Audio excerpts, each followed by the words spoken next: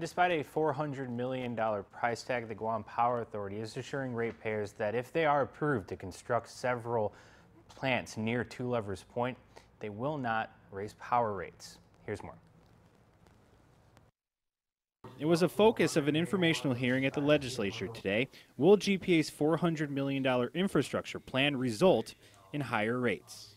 So just to be clear, you just basically stated that if we go down this line with this new 180 megawatt power plant, that in spite of the cost of somewhere being around $400 million, that the rate, that there will be no, or at least at the very most, a minimal rate increase to the consumers. Consolidated Commission on Utilities Chairman Joey Duenas claims that because GPA plans on using its independent power producer financial model with the new plants, this is similar to a contract with the Marianas Energy Corporation, the difference in what ratepayers are paying currently and what they would be paying with new power plants essentially breaks even.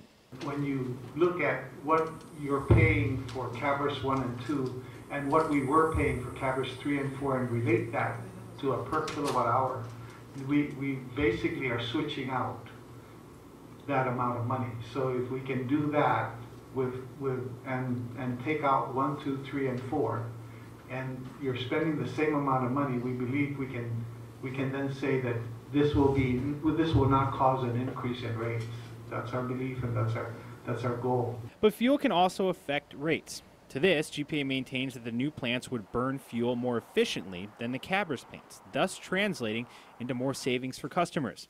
GPA GM John Beneventi illustrated this by saying the new plants that they plan to build would produce 21 to 22 kilowatts of electricity per gallon of fuel. This is compared to Cabras, which has a rate about half as efficient.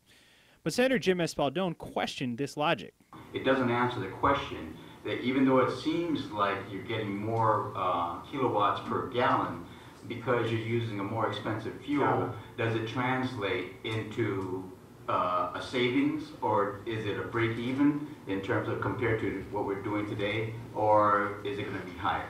But GPA still believes the combined cycle unit power plants will provide a savings because they will burn fuel at a more efficient rate despite that fuel being more expensive. When you say believe versus that's what the numbers show. Duenas does caution the committee that the cost estimates for the new plants are high. I got to tell you something about John Beneventi. He will err on the side of conservation. So these numbers are high. These are the high numbers. These are not the low numbers. Not exactly. No, exactly. Beneventi says that the PUC will decide on whether or not to approve the power plants at their next meeting tomorrow night.